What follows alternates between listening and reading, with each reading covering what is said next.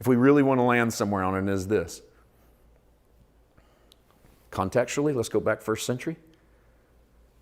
When that woman gave herself to that man in marriage, she gave him every single thing she was. Every dime, every dollar, every hope, every dream, and even let him swallow up her last name. She took his name. She took his identity. She became who he is.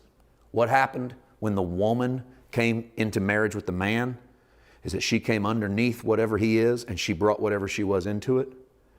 You get to the end of the party and the master walks around and sees someone without a wedding robe on and they get kicked out. Why?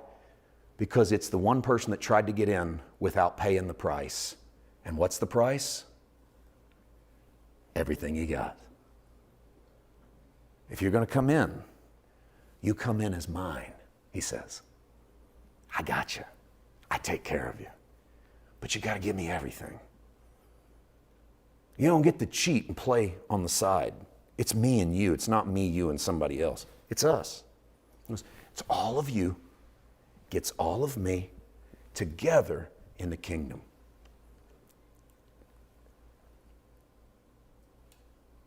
I love this story in a way that I've never loved it before. Not in that it's helping me figure out how it all ends, because quite frankly, this story is not about how it all ends. If I get stuck on how it all ends, I'm going to miss that I'm supposed to be doing something for the poor, the widow, and the stranger, and the blind. And that's my job.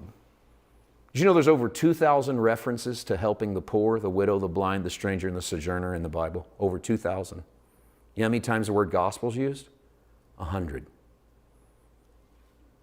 Why is it 20 times more important to God to tell us to take care of the people that can't take care of themselves than it is for us to preach the gospel? Maybe it's because preaching the gospel is taking care of the poor and the widow and the stranger and the blind and the sojourner. The gospel is more than, hey, don't you want to accept Jesus as your Lord and Savior? No, the gospel is good news. A king came for you in the middle of your poor, blind, wretched, miserable, and naked selves. Oh, you want to come in? What's the cost? What you got? And you go. You go. All I got's me. And he goes, welcome home. Everybody pays the same price. Yeah, but he's got more. Don't worry about him. All I want out of him is everything he is. All I want out of you is everything you are. And I'm going to bless you with everything Daddy has. What's it cost? What do you got? I love that thought. Not what's it cost. It varies, but even in the law, it varied based on where you were. You know, if you were wealthy, you sacrificed a bull. If you were a little rich, not quite as rich, you sacrificed a goat, then a lamb, then a pigeon, then a couple of turtle doves. But when you get to the cross, he goes, hey, you're all going to die anyway. So bring me what you got. You can put it in my death, and I'll give you what I got, and we can put it in my resurrection. And together, we go to Dad's banquet. And all I ask is that you put on the wedding robe, because the wedding robe shows that you and I belong to each other. This is the gospel, and it is good news. I'm glad that I cannot tell you who all gets into the party, but I do know that who gets into the party gave everything they had. I don't mean they gave all their effort. I mean they gave all of themselves. It's not read more, pray more, give more, fast more. Don't miss it. Don't miss it. It's here I am. That's all I got.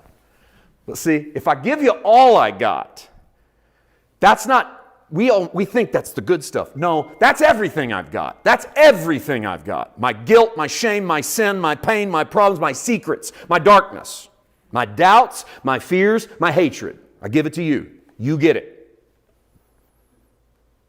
And that means you and I are going to go on the mat once in a while, because I don't give that stuff up easily. I don't give my abuse, my molestation, my pain. I don't give that easily. So you and I are going to duke it out, God.